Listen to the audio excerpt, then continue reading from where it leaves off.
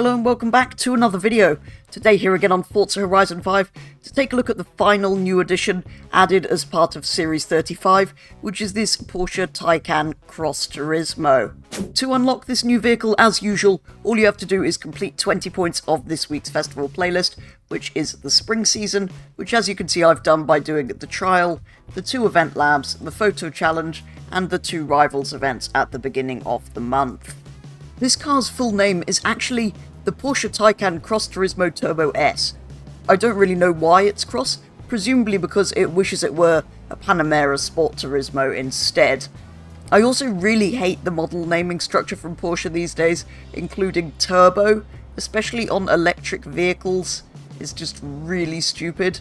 It's not just that though, it also doesn't really make sense on the 911s anymore, because nowadays they're all turbocharged, so there's no turbo distinct anyway. This estate version of the Taycan produces 750 horsepower, which interestingly is 2 less than the saloon says it does in Forza for some reason, but both cars put out the same 1050 Newton meters of torque. The Cross Turismo is of course also even heavier than the already ridiculous weight of the saloon. In total it's a full 2,358 kilos. That's nearly as bad as the new BMW M5. This puts the stock rating at a nice and round A800, where the saloon is just into S1 class. Strangely though, when you drive this thing standard, you can't really feel the weight. I mean, you can a bit, but not... It doesn't feel like it weighs nearly 2.5 tons. It's pretty good in the corners, and of course being electric, it accelerates very, very well. It does have a slight limitation with top speed, topping out at 171, which doesn't sound slow, but you kind of reach it relatively quickly, and you feel like you want a little bit more when you're driving this in-game. Despite this being an electric vehicle though, it is one that I do quite like, even if it does weigh more than an moon. The estate version is so much better looking, and a million times cooler than the saloon I think as well, although really now we need a Panamera Sport Turismo, this car's combustion engine cousin, to come to the game, so really hope to see that someday, but I think it might be unlikely. The Cross Turismo also comes in a selection of rather nice manufacturer colours. There is of course the black that it comes in from standard, but there's also a rather nice red, a very nice kind of frosty blue, a white, a silver and a dark blue.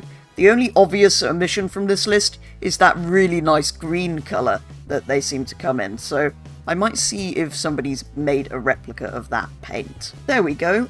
That's potentially a little bit darker than the real life one, but I actually think that might even look slightly better. So for now, let's go with that rather nice green.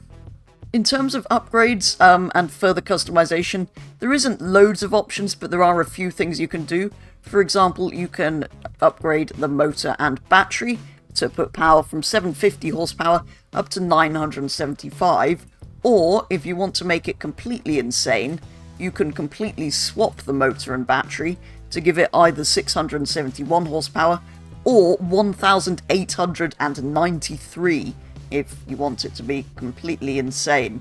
I love that I think it's from a Rimac, that motor is available on almost all EVs in this game. The Forza Aero is particularly ridiculous on this car. The front is kind of as you would expect, but the rear, yeah, I don't really know how to explain that, so please don't do that to your new Porsche if you unlock this thing.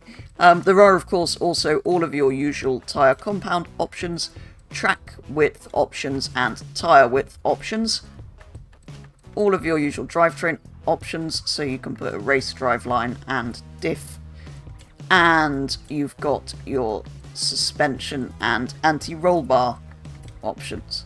Interestingly, you can put all the anti-roll bars in without affecting the PI, and if you were to give it full weight reduction, it brings weight down to 1,831 kilos, which is actually a pretty decent saving. As the Cross Turismo starts right at the top of A-Class, I decided to attempt some Horizon Open racing with it completely stock. This, as it turns out, unsurprisingly, was a rather foolish decision. The first race I entered was at the Estadio circuit, and of course, being in A-Class, there was also a Hot Wheels Bone Shaker in the race.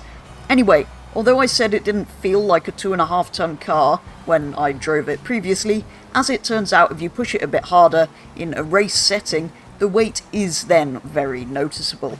So after struggling to keep this thing on the road for 3 laps, I finished in a very, very average 4th place out of the 6 vehicles in the race. Next up was the Junis Blancas Sprint, which I was hoping would suit this car better, having longer straight lines, and at the start of it, it did indeed take off like a rocket. However, as soon as we got anywhere near a corner, almost everybody else overtook. The Bone Shaker did then hit a wall and let me back through. After trying my best not to let him repass me though, he did eventually get through again and I ended up finishing in 5th. And finally we went to the Player Azul circuit, again taking off incredibly quickly off the line and leading by the first corner, and again then losing millions of positions to everybody. After hitting many walls then, I eventually finished in 4th. So as it turns out then, an incredibly heavy electric car isn't great in races if you enter them with it completely stock. I couldn't just leave it there though, so at this point I went in search of an A-Class tune, finding one from K1Z Bard, which has the Mission R motor swap, reducing power and dropping PI, whilst also making this thing sound ridiculous. This also allowed for some weight reduction and improvements to the car's handling, which is what was letting it down previously. With this applied, I went back into Horizon Open, this time joining for the final race of an adventure at the Aerodromo Sprint. Again, I very quickly found myself in the lead into the first corner, where I looked back to see several other cars opting not to take the corner at all, going straight on instead, giving me an even further lead. For the rest of the race, I did have 2 cars kind of on my tail, who gained massively round every corner. However, I was able to absolutely take off down the straights, eventually winning this first race with the tune applied. So I headed into another set of races, starting at the Lookout circuit, where again I found myself in the lead very early on, and after a not particularly interesting drive out at the front, the Cross Turismo again won the race. Next up was the Sierra Verde Sprint, where I found myself stuck behind a skyline for a while. I did eventually pass the Nissan, and had a short battle with an MG touring car, before again winning the race. So far with the tune applied, I had won every race that I had entered. Finally though, we headed to the Los Jardins circuit. Here I was again stuck behind that same skyline for most of the race. This allowed the MG a chance to overtake me, and by the time I had cleared the Nissan, I couldn't quite take the lead, and so unfortunately this time, it was only a 2nd place finish. Overall though, with this tune applied, the Cross Turismo is very good. It still feels heavy in the corners, but nowhere near as bad as it did from standard, and despite being down on power compared to stock, it's still more than enough to destroy most other cars along the straights, whilst just about holding them off through the corners, which is what allowed it to win 3 out of the 4 races. And that is going to do it for a very first look at the Porsche Taycan Cross Turismo here in Forza Horizon 5. From stock, it is just a very cool version of the Taycan that we already have in the game, but just being the wagon makes it that much cooler. Yes, it's incredibly heavy, but to drive from standard, its weight is pretty well disguised. It's only when you kind of try and push it in races that you really do start to notice it. However, with an A-Class tune applied, with less power and therefore the ability to reduce the weight slightly as well and improve performance through the corners, it is incredibly good. So I will definitely be keeping this tune on and using it for some A-Class racing after I've made this video as well as today. As ever though, do let me know your thoughts on this brand new addition to Forza Horizon 5. But for today's video, that is going to be all, so thank you very much for watching, and I will be back with the next one very soon.